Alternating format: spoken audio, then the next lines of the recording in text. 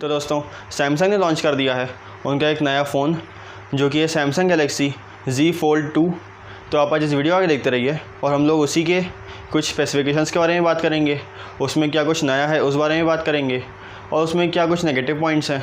तो नमस्कार दोस्तों, मेरा नाम है ध्वज शर्मा, आप देख रहे हैं द ऑस्कर्स वर्ल्ड। तो चलिए हम ये वीडियो शुरू करते हैं।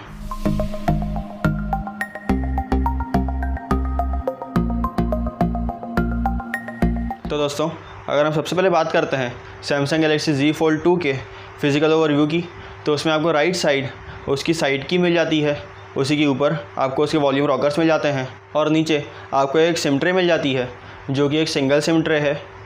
और जो आपको मैंने साइड की बताई तो उसी में आपको एक फ़िंगरप्रिंट स्कैनर भी मिल जाता है। मतलब इसमें जो आपको फ़िंगरप्रिंट स्कैनर मिलता है वो एक साइड माउंटेड फ़िंगरप्रिंट स्कैनर है। और फिर अगर हम बात करते हैं इसके बॉटम साइड की, तो उधर आपको एक USB-C पोर्ट मिल जाता है, स्पीकर ग्रिल मिल जाती है और एक प्राइमरी माइक मिल जाता है। और इसके आपको अपर साइड पे एक सेकेंडरी माइक मिल जाता है और आपको एक स्पीकर ग्रिल मिल जाती है। मतलब इसमें आपको बॉटम साइड पे और अपर साइड दोनों ही आपको एक स्पीकर ग्रिल मिल जाती है। और फिर अगर हम इसके लेफ़्ट साइड की बात करते हैं तो उधर आपको कुछ भी नहीं मिलता है, क्योंकि वहाँ पे एक हिंज है और उस पर आपको सैमसंग की ब्रांडिंग मिल जाती है।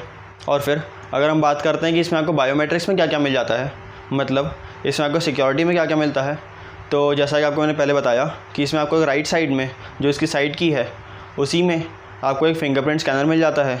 मतलब कि इसमें आपको एक साइड माउंटेड फ़िंगरप्रिंट स्कैनर मिल जाता है और इसमें आपको फेस अनलॉक का ऑप्शन भी मिल जाता है। और फिर अगर हम बात करते हैं कि इसमें आपको प्रोसेसर कौन सा मिलता है, तो इसमें आपको मिलता है स्नैपड्रैगन का 865+ प्रोसेसर जो कि एक 5G प्रोसेसर है। मतलब ये जो फ़ोन है ये 5G सपोर्ट करता है। और इसमें आपको रैम 12 GB की मिल जाती है और इसमें आपको स्टोरेज 256 GB की मिल जाती है। और फिर अगर हम बात करते हैं इसमें आपको बैटरी कितनी मिल जाती है, तो इसमें आपको एक 4500 mAh की बैटरी मिलती है। और इसमें जो आपको बॉक्स में ही इसके साथ चार्जर मिलता है वो है एक 25 वाट का चार्जर जो कि एक USB Type-C चार्जर है। और इसी से रिलेटेड अगर हम इसके चार्जिंग ऑप्शंस के बारे में बात करते हैं तो ये fast charging, super fast charging, wireless charging और रिवर्स चार्जिंग सभी को सपोर्ट करता है। और फिर अगर हम बात करते हैं इसके बैक साइड की, तो वहाँ पे आपको एक ट्रिपल कैमरा सेटअप मिल जाता है और जो तीनों कैमरा हैं वो तीनों ही 12 मेगापिक्सल के हैं। और उसमें जो पहला कैमरा है वो एक नॉर्मल कैमरा है जिसको हम एक प्राइमरी कैमरा बोलते हैं। उसका जो सेकंड लेंस है वो एक अल्ट्रा वाइड एंगल लेंस है और जो थर्ड लेंस है वो एक टेलीफोटो लेंस है। और फिर अगर हम इसके फ्रंट साइड के बारे में बात करते हैं, जब ये फोल्डेड है तब, तो उधर आपको एक 6.2 इंचेस की सुपर एमोलेड स्क्रीन मिल जाती है इन्फिनिटी ओ डिज़ाइन के साथ। और उधर जो आपको कैमरा मिलता है वो एक छोटा सा कैमरा 10 मेगापिक्सल का है और इसी स्क्रीन को कवर स्क्रीन भी बोलते हैं। और फिर जब हम इसको फ़ोन को अनफोल्ड करते हैं तब आपको जो इसमें स्क्रीन मिलती है वो एक 7.6 इंचेस की स्क्रीन है और वो भी इन्फिनिटी ओ डिज़ाइन के साथ ही आती है। और इसमें जो आपको रिफ्रेश रेट मिलता है वो आपको 120 हर्ट्ज़ का मिल जाता है, लेकिन वो अडेप्टिव है। और जब आप इसको अनफोल्ड करते हैं तो आपको जो इसमें कैमरा मिलता है वो भी एक 10 मेगापिक्सल का ही कैमरा है, जैसे कि आपको इसमें कवर स्क्रीन में मिलता है। और फिर अगर हम इसकी UI के बारे में बात करते हैं तो इसमें आपको One UI 2.5 मिल जाता है जो कि Android 10 पे बेस्ड है। और इसमें आपको जो कलर ऑप्शंस मिलते हैं वो आपको दो मिल जाते हैं। एक तो है मिस्टिक ब्रॉन्ज़ जो कि आपने पहले भी देखा था, जो Note 20 Ultra था उसमें आपको मिला था। और जो एक दूसरा कलर ऑप्शन है वो ऑलमोस्ट हर फ़ोन में आपको मिल ही जाता है, जो कि ये ब्लैक, मिस्टिक ब्लैक। और फिर अगर हम कुछ ऐसी चीज़ों के बारे में बात करते हैं जो आप इस फ़ोन में कर सकते हैं लेकिन आप बाकी जो नॉर्मल फ़ोन्स आते हैं उसमें नहीं कर सकते, और इसका आप इसके प्लस पॉइंट्स भी बोल सकते हैं, इसके आप कुछ अपग्रेड्स भी बोल सकते हैं जो आपको सिर्फ पुराने वर्जन्स में नहीं मिलते थे, वैसे भी कुछ पॉइंट्स हैं। तो इसमें जो आपको पहला पॉइंट मिलता है वो ये है कि इसमें आप मल्टीटास्किंग कर सकते हैं। तो आप ही सोच रहे होंगे कि जो बाकी फ़ोन्स आते हैं, जो नॉर्मल फ़ोन्स रहते हैं, उसमें भी आप मल्टीटास्किंग कर सकते हैं, लेकिन इसमें जो आप मल्टीटास्किंग करते हैं वो एक अलग टाइप की है। जो नॉर्मल फ़ोन्स रहते हैं उसमें आप एक टाइम पे एक ऐप खोल सकते हैं या ज़्यादा से ज़्यादा 2 ऐप खोल सकते हैं उसकी स्क्रीन स्प्लिट करके, लेकिन इसमें आप एक टाइम पे 8 ऐप्स खोल सकते हैं। तो इसमें आप 8 ऐप्स कैसे खोल सकते हैं, तो जो 3 ऐप्स रहेंगे वो नॉर्मली इसमें खुलेंगे, जैसे कि आप आपके नॉर्मल फ़ोन में खोलते होंगे स्प्लिट स्क्रीन करके। लेकिन बाकी जो इसमें 5 ऐप्स रहेंगे वो एक फ्लोटिंग विंडो के साथ आएंगे और उसको आप कहीं पर ही मूव कर सकते हैं अपने हिसाब से। तो इस तरीके से आप 3 + 5 टोटल 8 ऐप्स खोल सकते हैं।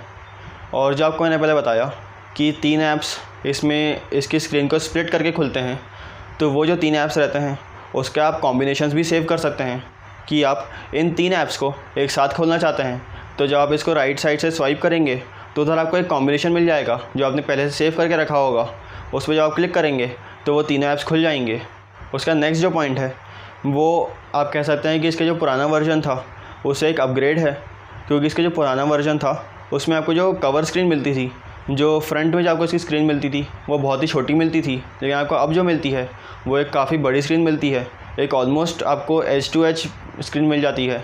इसके बाद नेक्स्ट जो पॉइंट है उसको भी आप कह सकते हैं कि वो पुराने वर्जन से एक अपग्रेड है। उसमें पुराने वर्जन में क्या होता था कि जब आप इसकी मेन स्क्रीन यूज़ कर रहे होते थे और मान लीजिए आप उसमें कोई ऐप यूज़ कर रहे हैं, उसका आपने फिर फ़ोल्ड किया तो वो फ़ोन ऑफ हो जाता था और वो एक दिक्कत थी। मतलब अगर कोई चाह रहा है कि जो उसके अंदर वाली स्क्रीन है वो उसमें जो आप ऐप यूज़ कर रहे हैं वो जब आप उसको फ़ोल्ड करें तो वो सामने वाली स्क्रीन पे आ जाए, जो उसकी कवर स्क्रीन है उस पर आ जाए, तो वैसा नहीं होता था। इसका अपोजिट होता था कि आप जब इसकी कवर स्क्रीन पे कोई ऐप यूज़ कर रहे हैं तो वो अंदर वाली स्क्रीन पे खुल जाता था जब आप इसको अनफोल्ड करते थे फ़ोन्स को।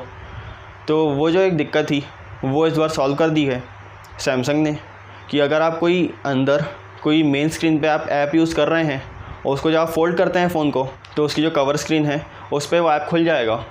उसका नेक्स्ट जो पॉइंट है वो आप इसी का एक कंटिन्यूएशन भी मान सकते हैं, लेकिन मैंने इसको एक अलग पॉइंट बना के रखा है और वो ये है कि जब आप इस फ़ोन को फोल्ड या अनफोल्ड करते हैं तो जो स्क्रीन्स में स्विच करता है उसमें जो आपको लेटेंसी मिलती है वो बहुत ही कम हो गई है। बिल्कुल आप उसको बोल सकते हैं कि बिल्कुल एक ना के बराबर आपको लेटेंसी मिलती है इसमें।